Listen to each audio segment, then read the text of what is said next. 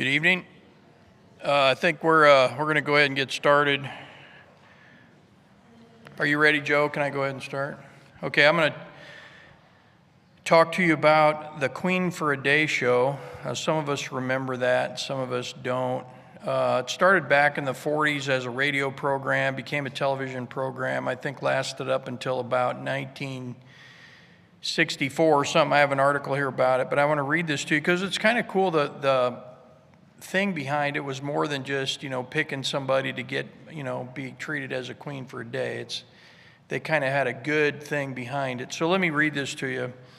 So Queen for a Day was an American radio and television game show that helped to usher in American listeners and viewers' fascination with big prize giveaway shows. Queen for a Day originated on the Mutual Radio Network on April 30th, 1945 in New York City before moving to Los Angeles a few months later and ran until 1957. The show then ran on NBC television from 1956 to 1960 and on ABC television from 1960 to 1964. The show became popular enough that NBC increased its running time from 30 to 45 minutes to sell more commercials at a then premium rate of $4,000 per minute. The show opened with host Jack Bailey asking the audience, mostly women, would you like to be queen for a day? After this, the contestants were introduced and interviewed one at a time with commercials and fashion commentary interspersed in between. Each contestant was asked to talk about the recent financial and emotional hard times she had been through. The interview would climax with Bailey asking the contestants what she needed most and why she wanted to win the title of Queen for a Day. Often the request was for medical care or therapeutic equipment to help a chronically ill child, or might be for a hearing aid, a new washing machine, or a refrigerator. Many women broke down sobbing as they described their plights. The winning contestant was selected by the audience using an applause meter. The harsher the contestant's situation, the likelier the studio audience was to ring the applause meter's highest level. The winner to the musical accompaniment of Pomp and Circumstance would be draped in a sable-trimmed red velvet robe, given a glittering jeweled crown to wear, placed on a velvet upholstered throne, and handed a dozen long-stem roses to hold while her list of prizes was announced. The prizes began with the help the woman had requested and included a variety of extras, many of which were donated by sponsoring companies such as a vacation, a night on the town with her husband, silver-plated flatware, an array of kitchen appliances, or a selection of fashion clothing. The losing contestants were each given smaller prizes. Bailey's trademark sign-off was, "This is Jack Bailey wishing we could make every woman a queen for every single day." So how many of you remember watching that? I never watched it. I remember hearing about it when I was a child. I'm sure that was probably something my mom maybe tuned into. But not all queens have their problems taken care of as easily as the Queen for a Day did. Most queens had to worry about more of what the king wanted than what she wanted. And when it comes to God's queen in our story tonight, he makes a way for her, and that's Esther, we all know that. He makes a way for her even though her world system doesn't look like it's possible. So sometimes God uses man's own evil schemes to accomplish his good purpose. So how does God do that with Esther? So I made the title of this because we're coming into the election in just a week, 5-6 days now. I voted today. See my little voting thing? I voted today, just the first time. So I got mine finished. But there's going to be, like next week, next Wednesday night when we meet, there's going to be people that are sad of what happened in the election. I venture to say half the people that voted next week will be sad. Don't you think? Our country is very divided, and so I don't know who's going to win. I don't have a clue who God's going to place in that office, but God is going to place a person in that office. And after that, and who knows, maybe by next Wednesday, we might not even know yet, right? Because it could drag out. You know how these things go. It'll be challenged in court and all kinds of other things will happen because we are so divided. But we all need to remember that God can use any politician, even those that hate him, even those that do everything in their power to oppose his goodness and his righteousness. He can use them. He's done it before. We're going to talk about it tonight. And he will do it again, all the way up until the time when the perfect politician, who's not a politician at all, the perfect king, sits on the throne. But anyway, we're going to see tonight how God made a way for his queen for the time that he needed her. So let's start with prayer here, and then we'll dig right into chapter 2 of Esther. Lord, thank you for your sovereign grace and mercy that you give to this earth. Lord, sometimes we in our pride and arrogance think that we're in more control than we actually are.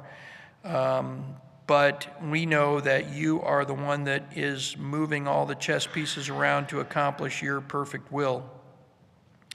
We've only got a small part of our world that we can control, and that's our daily lives and the way we relate to you and whether or not we're obedient to your word. And so I pray we would be those that are, and that we would not fail to consider you in our daily activities, and that we would seek to glorify you in that.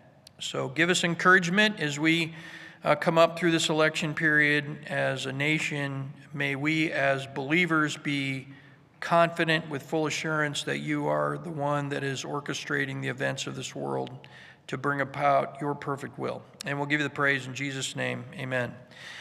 Okay, so let's start here with the fact when we're talking about Esther taking the position of queen in Persia. Let's talk about the fact that God was the one that opened the door for her. God was the one that opened the door for her. So we're going to start in chapter 2 and verse 1, and then we're going to go back and read a little bit of chapter 1 to pick up the context. So it says in chapter 2 that after these things, when the wrath of King Ahasuerus had subsided, he remembered Vashti and what she had done and what had been decided against her. So she was the former queen. We all know what happened, but maybe some of us don't remember, or we weren't here. So let's read that, going back to verse 10 of chapter 1. On the seventh day of his little party he threw for the local people, after his 6-month meetings that he had with his leaders, when the heart of the king was merry with wine, he said to Mehuman, Biztha, Harbona, Bigtha, Abagtha, Zethar, and Carcass, the 7 eunuchs who attended to the presence of King Ahasuerus, to bring Queen Vashti before the king with her royal crown in order to display her beauty to the people and the princes, for she was beautiful in appearance. But Queen Vashti refused to come at the word of the king, which was delivered by the hand of the eunuchs. Then the king became exceedingly furious, and his wrath burned within him. Then the king said to the wise men who knew the times, for it was the custom of the king thus to speak before all who knew the law and justice, and were close to him, Karshena, Shethar, Admatha, Tarshish, Maris, Marsina, and Mamukan. Those are the wise men, not the eunuchs that attended him. The 7 princes of Persia and Media, who had access to the king's presence and sat in the first place in the kingdom. According to law, what is to be done with Queen Vashti, because she did not do the declaration of King Ahasuerus, delivered by the hand of the eunuchs? Then in the presence of the king and the princes, Memucan said, Queen Vashti has committed iniquity against not only the king, but also against all the princes and all the peoples who are in all the provinces of King Ahasuerus. Remember, we talked about that being kind of an exaggeration, 127 provinces over thousands of miles. Doubt if she offended all of them, but this had to be exaggerated to motivate the king. For the word about the queen will get out to all the women, causing them to despise their husbands in their eyes by saying, King Ahasuerus said for Queen Vashti to be brought into his presence, but she did not come. This day the ladies of Persia and Media, who have heard of the word about the queen, will speak in the same way to all the king's princes, and there will be plenty of spite and indignation. If it seems good to the king, let a royal word go forth from him, and let it be written in the laws of Persia and Media, so that it cannot be repealed, that Queen Vashti may no longer come into the presence of the king. And let the king give her royal position to another who is better than she. I need a fly swatter up here. And the king's sentence which he will make will be heard throughout all his kingdom, for it is vast, and all women will give respect to their husbands, great and small. So he's basically, they're saying you need to just depose her, just eliminate her from the court. So she'll no longer be the queen. And his word was good in the eyes of the king and the princes, and the king did according to the word of Memucan. So he sent letters to all the king's provinces, to each province according to its script, and to every people according to their tongue, that every man should be the ruler of his own house, and the one who speaks in the tongue of his own people. So that's the background. So now we're going just to chapter 2, but we are moving down the road about 3 years. So this isn't just like the next week or the next day. You know how you kind of lose your temper and you do something, you say something stupid, you wish you wouldn't have said it, and it's like just a couple days later. We're years down the road now. This isn't just the next day. So after these things, when the wrath of the king had subsided, he remembered Vashti and what she had done and what had been decided against her. Now, he's going to be reconsidering what he had decided against her at the urging of his wise men. We use that term very loosely with them. Vashti was truly beautiful. She had much grace. She probably had bore his son by this time, but she was gone. She was no longer the queen, and that was by his own decree. And so he was limited. He was somewhat limited even as king, because when kings made a decree in Medo-Persia, it was done. They couldn't even change their decree that they had made. So what's he going to do? How's he going to handle this situation? He has no queen. What can he do to stay within the law, within the guidelines that he had set himself? So once again, he turns to his wise men.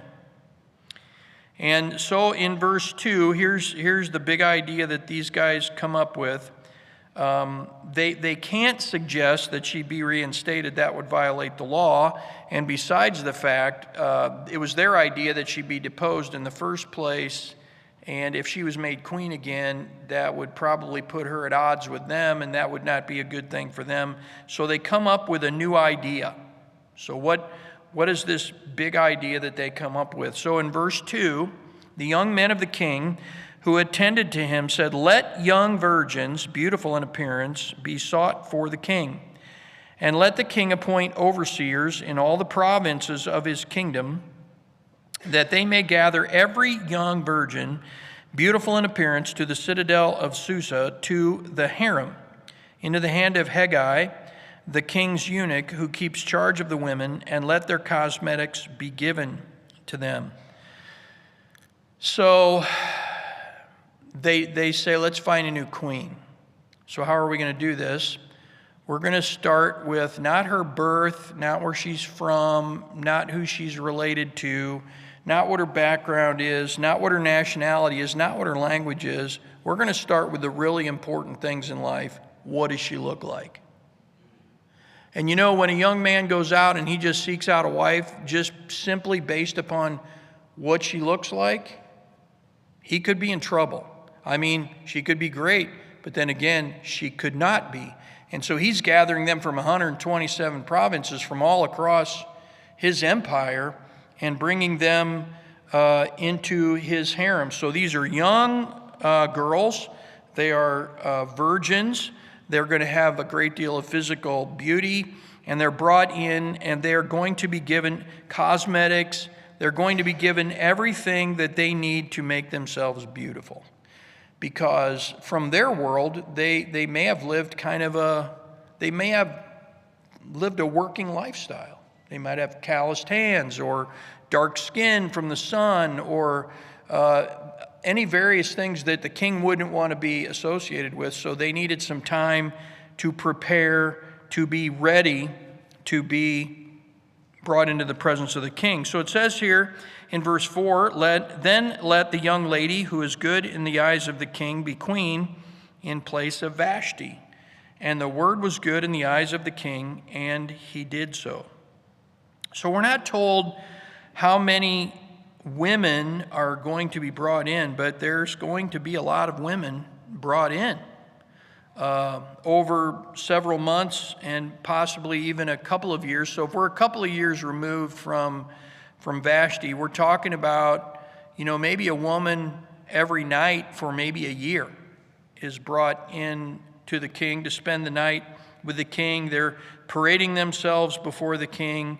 And interestingly enough, this is a very pagan event that's taking place and practice, but yet God uses that to put his queen in position to rescue his people. I find that fascinating, that there isn't some magical goodness that's about this. This is a very wicked practice that is taking place that Esther's going to be part of, for God to pick his person to rescue his people. So we don't want to lose sight of the fact that when the evil are in power, that God can be orchestrating events.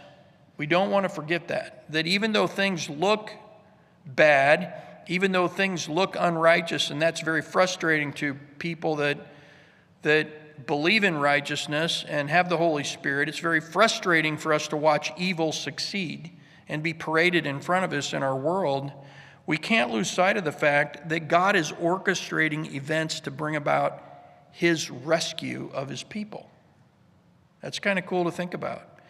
That, this world probably has to get worse before Christ comes back and rescues his people, the church, and then eventually turns his attention to Israel and rescues them through the Great Tribulation period. So just keep that in mind. Even though when crazy stuff is happening, God still might be opening doors. So we have to remember that. And again, and also remember this too, and sometimes we forget this. We feel like it's incumbent upon us to make the unrighteous be righteous. That's not our job. Our job is not to make the unrighteous be righteous. Our job is to live righteous lifestyles and present the gospel to the unrighteous so that they can be saved, and then God makes them righteous. We don't make anybody righteous. God does that. And I think sometimes we feel like as the Christian world, we got to get out there and change laws and make the unrighteous righteous. And I'm not opposed to any of those battles taking place, but that's not the church's job.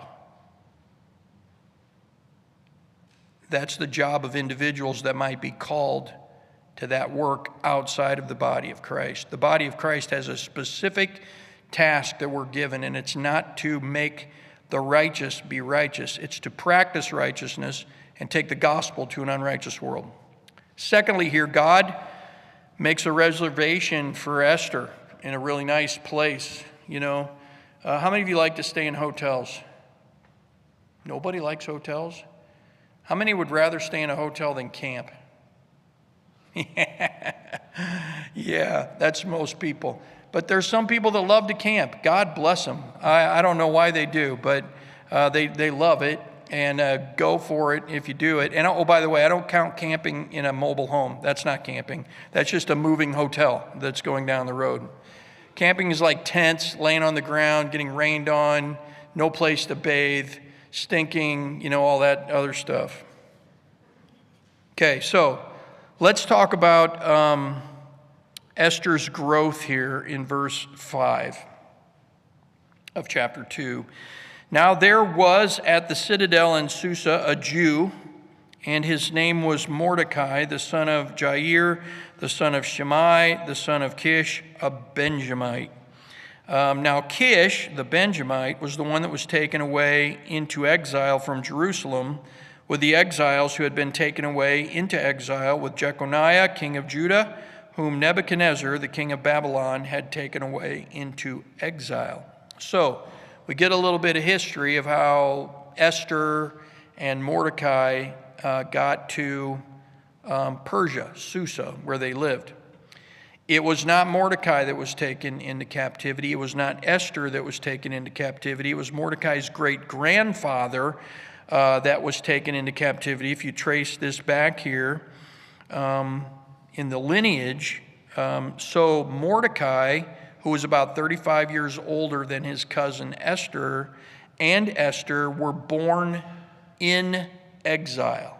So they were born into the exile where the Jews were. So they had no concept of Jerusalem. They had no concept of the promised land.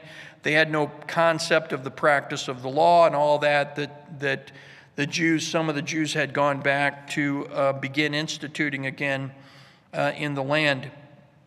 But if they would have been taken into exile, Mordecai would be about 115 and Esther would be about 80. And so we know they're much younger than that. Mordecai's about 35. Esther, or not 35, but he's about 35 years older than Esther. And so they're much younger when these events took place. So we're told what happened and how Esther and Mordecai became connected in verse 7. He was bringing up Hadassah. That's her Jewish name, is Hadassah, his uncle's daughter, for she had no father or mother. We don't know what happened to her father or mother, but he was her older cousin. So some of you, sometimes families, their cousins are really close in age, and sometimes there's big gaps. Like my family, there's large gaps. Like Zeke and Carly, Zeke and Carly from here, they're my niece and nephew. They're cousins with my oldest niece, who's almost 60. So there's this large gap between cousins, so they're first cousins. So Esther and Mordecai were first cousins, but they're far enough apart that when her parents died, he was raising her as his own child, even though she was his first cousin. And so we learned that there in verse 7. We also learned that she was beautiful in form and beautiful in appearance. And when her mother and father died, he took her as his own daughter. So that's a great thing for her. Then in verse 8, it says, "It happened that when the word and the law of the king were heard, and many young ladies were gathered to the citadel of Susa into the hand of Hegai," he was the one that he was the eunuch that kept the women for the king, but especially these young virgins that were being brought in as possible queens, that Esther was taken to the king's house into the hand of Hegai, who kept charge of the women. So because she was beautiful, she was chosen as one of these young virgins that could possibly be the queen. Now, we don't know if she had any choice. Probably did not. I don't think this was the kind of thing that, hey, you want to be part of this contest? I don't think that was an opportunity. I think that when she was called, she had to respond, and she had to go. But we don't see Mordecai speaking out against it, and we don't see Esther speaking out against it. And I think that's because there's preparation happening here. I think God was moving in this whole situation, putting her in the position she needed to be in to rescue her people. And so Esther has grown into this position now. She's a mature young woman. She's very beautiful. She's taken into this group of women that are going to be taken before the king. And now, very quickly, she becomes the primary person that's going to be identified as we see God place her in positions of favor with different ones. So she becomes a lady in waiting. She's just waiting for her time to come in verse 9 of chapter 2. "And the young lady was good in his eyes," that's Hegai. So now he's looking at all these beautiful young women, and we're not told why, but we're told that she has favor in his eyes. And he's a eunuch, so he's just like, she stands out for some reason, and we don't know why. We don't know if it's her personality. We don't know if it's her looks. We're not given, but we're just told that she has favor in the eyes of Hegai here, and she advanced in loving kindness before him. So he's really forming an attachment to this young woman. So he hurried to give her cosmetics and portions of food to her, and to give to her 7 choice young women from the king's house, and he transferred her and her young women to the best place in the harem. So she has the best of everything. She has the best food. She has maidens to come alongside of her that are already from the king's house. So he's like prepping her to be in the presence of the king. He puts her in the best place that she could be staying in. So she has everything she needs to be successful. Where's that coming from? I mean, Hegai he's the tool, but this is God. This is God moving and giving her favor in the eyes of this man, which is important at this juncture anyway in these events. And so in verse 10, it says, Esther did not tell anyone about her people or her kinsmen, for Mordecai had commanded her that she should not tell anyone about them.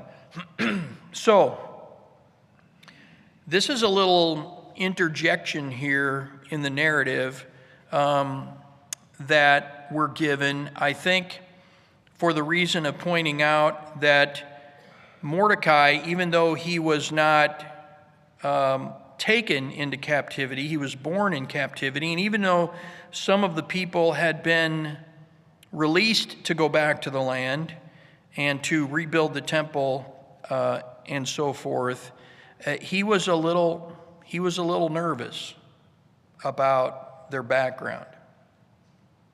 It could be that there was an undertone of hatred for the Jewish people that were there in the culture. We know that Haman's going to become a main character here very soon, that hated the Jewish people simply because of Mordecai and the way he reacted to him. But what's interesting here is the contrast between Mordecai and Daniel. Daniel was one of the first taken into captivity by the Babylonians, and his friends, Hananiah, Azariah, and Mishael, and they stood up for what they believed. They didn't eat the king's food. They stood firm on what they believed. Daniel was throughout his life a man that prayed 3 times a day with his windows open. He had no fear of letting people know who he was and what he believed. And we see a contrast here between Mordecai and Daniel, where Esther and Mordecai kind of stay on the DL in what they're doing. But you'll have to remember, Esther and Mordecai were not living according to the law. They never had, probably in their time in Persia. They never had lived according to the law, and yet God was using them. By Jewish law, Esther couldn't even be in this position. By Jewish law, she would have had to say, no, I can't marry this man. He's a pagan. He's not a Jewish man. I cannot marry him. I can only marry someone within my tribe. That was the law, if she was going to practice the law. Also, she could not have relations with another man if she was not married to him. And that was going to be forced upon her in this relationship with the king. And so she ate the foods that she was given, and she was put in this position where she was going to have to be in a relationship that was not anywhere that God wanted her to be, according to the law, and yet God placed her there. It's fascinating what's taking place here. And so, and the other thing you'll find as we go through here too is for every one of these girls that slept with the king, took their turn and slept with the king, this was a huge risk for them, because once they had relations with him, they were his possession and in his harem for life. They would go into the harem, and unless he called them to him, they just stayed in the harem with the other women. They would never be married to another man. They would never have a family. They were the objects of the king. So this was a high-risk proposition for these young girls. This wouldn't be anything that they would be too honored to be part of. So let's move on here in verse 11 before we finish up number 2. Every day Mordecai walked back and forth in front of the court of the harem, to know the well-being of Esther and how she fared. So Mordecai is going back. So I think this is the first illustration of helicopter parenting. Every day he just hovers right there where the harem is. Like, what's going on in there? How is she doing? I think there was a real fear that he had because she was Jewish and because she was there in this pagan environment. I think he was very concerned about her welfare and how she was going to fare in that group. And so he was waiting to see what would happen. But the Jews would have a great deal at stake very, very soon, and that's when I think Mordecai would see, and Esther would see too, that there was a reason why God had placed them in this position. So God opens the door for Esther to be there. He makes a reservation for her and gives her a real favor in the eyes of Hegai, this guy that's in charge of the virgins that were going to go before the king. Now, thirdly here, God opens the royal suite for her. God opens the royal suite for her. So most of the queen wannabes that were there were going to be in and out in one night and would never be called again. It was going to be different for Esther, and we all know that. But let's talk about the best she can be in verse 12. Now, when it reached the turn of each young lady to go into the king, after the end of her 12 months under the regulations for the women, for the days of their cosmetic treatment were fulfilled as follows: 6 months with oil of myrrh, and 6 months with spices and the cosmetics for women. So it took a full year to get a woman ready to be in the presence of the king. Has anybody ever had a makeover? Like a Mary Kay makeover or something like that? My mom used to sell Mary Kay. I got a facial once for my mom when she was practicing facials. She gave me a facial. I did have a lot of acne back then, so it might have done me some good. I don't know. But usually if a lady gets a makeover, it takes like maybe a day, 4 hours. I don't know. I've never had one, but a year? A year? I mean, these are some rough girls if it takes a year to get them ready to be in the presence of the king. But they had a system, and I'm sure that if they weren't perfect when they went there, I'm sure the king, he probably would get mad at the eunuchs that were in charge of them. So myrrh is a gum from a tree. It gives off a fragrant smell, and myrrh is one of the spices that are used to anoint dead bodies, and that's because of the smell. It's a more fragrant smell. It can mask the death that would be in a dead body. These women were pampered and softened with these various spices and cosmetics to get them ready for the king. In verse 13, then the young lady would go into the king in this way: anything that she said she desired to give, or was given to her, to come with her from the harem to the king's house. So anything she needed to be the best she could be. And so maybe all the girls were different. I want this, and so they wanted to have whatever was going to make them feel comfortable with the king. They could take anything that they wanted to take. There was nothing that was out of bounds for them. In the evening, she would go in, and in the morning, I'm in verse 14, she would return to the second harem. So now you're in the preparation harem with Hegai. Now, when you leave that night with the king, you go to the second harem to the hand of Shaashgaz, the king's eunuch, who kept charge of the concubines. So concubines were not wives, but they were still property of the king. Remember, Solomon had 700 wives and, what was it? 700 wives and how many concubines? What'd you say? 300, thank you, Dave. 700 wives, 300 concubines. I remember hearing a missionary at Calvary one time saying that's a big farm by anybody's standards. Anyway, so these girls would go to the second harem that was overseen by a second eunuch, and she would not again go into the king, it says in verse 14, unless the king delighted in her, and she was summoned by name. So there you see, that's where that risk comes to fruition for all of them but one. They will just become property of the king, and if he never calls her again by name, she's just stuck there in that harem as his property. So that's tough to think. Could you imagine your daughter being taken into that? And that's probably Mordecai's out there like, what's going to happen? Will I ever see her again? Is she going to be stuck in this harem forever as a concubine of the king? And so here's where Esther rises to the top. The queen rises to the top.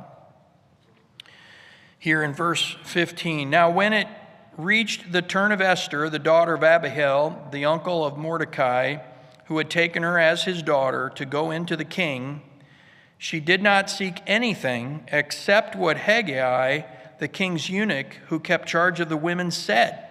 So he was like, hey, I know this guy. This is what you need to take. Because he was really pulling for her. The guy that was preparing the women was really pulling for Esther. Why was he doing that? I think this is all of God. God's just putting her in favor with the people that she needs to be in favor with to get to the place where God wants her to be. And it says, and Esther advanced in favor in the eyes of all who saw her. So again, this is all of God. And I think she was very beautiful, no doubt. But I'm sure some of these other women were very beautiful as well. Why Esther? Why her? Why was she advanced? Well, we know the answer to that. We know that now. They didn't know that at the time. But we know now. God's telling us why I put her in favor of these people to get her to the place where I needed her. So, in verse 16, it says, Esther was taken to King Ahasuerus to his royal house in the 10th month, which is the month of Tebeth, in the 7th year of his reign. So now if you remember back to chapter 1, that's actually kind of December, January. We're getting kind of up to that time period on our calendar of 479 BC. So we're coming up on the anniversary date of Esther's anniversary with the king. Now, we are now 4 years removed from chapter 1. So when he deposes, in the 3rd year of his reign, when he deposes Vashti, we've now gone 4 years to the place where Esther now becomes the queen alongside of Ahasuerus, King Xerxes. In verse 17, the king loved Esther more than all the women, and she advanced in favor and loving kindness before him more than all the virgins, so that he set the royal crown on her head and made her queen in place of Vashti. So again, she has favor in the sight of the king. She advances in favor and loving kindness before him, so that she's in the right place at the right time. He puts the crown on her head and he makes her queen. So she's going to be the one that gets called back to him as his queen. And then the king held a great feast after his marriage to Esther. Esther's feast is what it was called for all his princes and his servants. He also held a remission of taxes for the provinces and gave gifts according to the king's hand. And so a great celebration is held. He's a very happy man. He was very frustrated at losing Queen Vashti. And he gives many gifts away. He even gives a tax break to the provinces for this great celebration for his choice of a new queen. And Esther is going to be a different queen than Vashti. She is going to be very submissive to her husband. She is going to be one that very humbly makes requests of him, and God is going to use her to keep her in favor with the king before his death, and to rescue the people of Israel from the attack that is going to come upon them.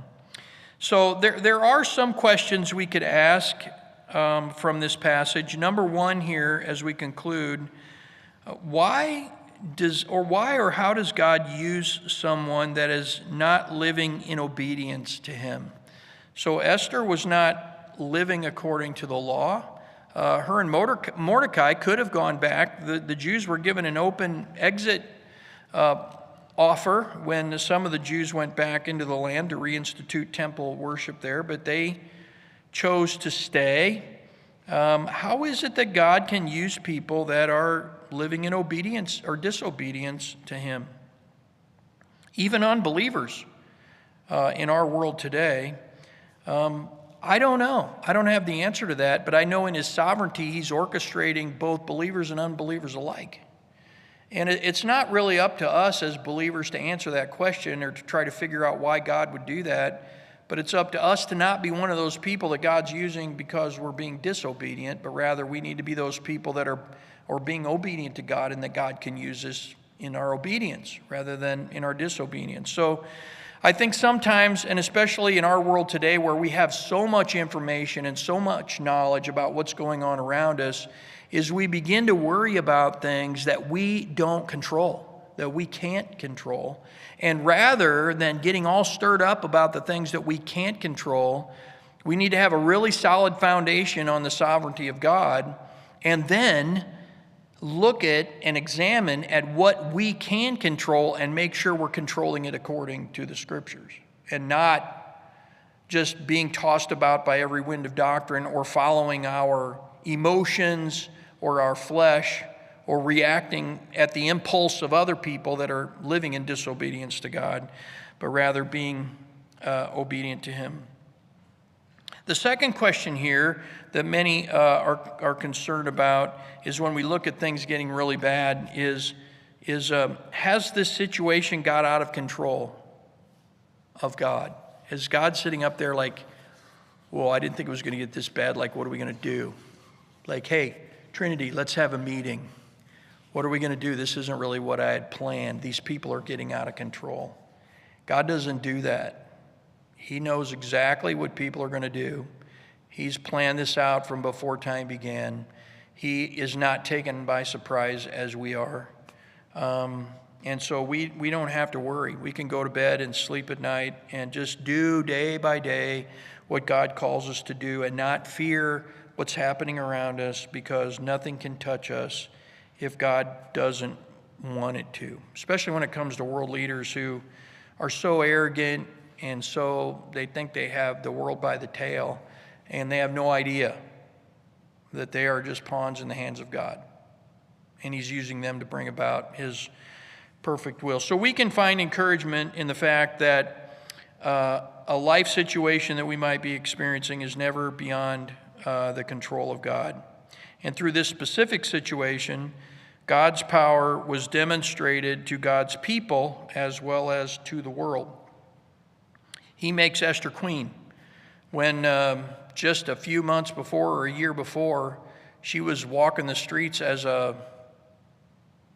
one whose family was taken into captivity and was a foreigner, really. But now she's sitting in the throne room with the king. That's amazing that God can advance her to that position. And a woman, no less. He advances to that position and uses her in a mighty way. So, any questions? Yes, Kim? I'm sorry? A second thoughts and a new idea. Sorry about that.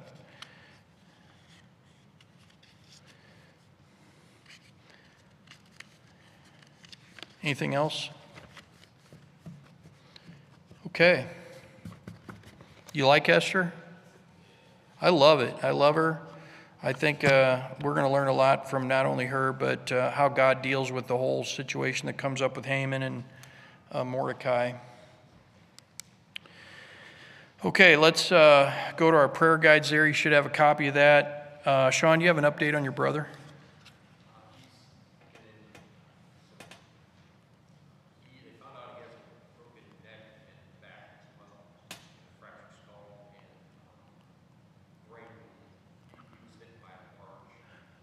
Like a beam?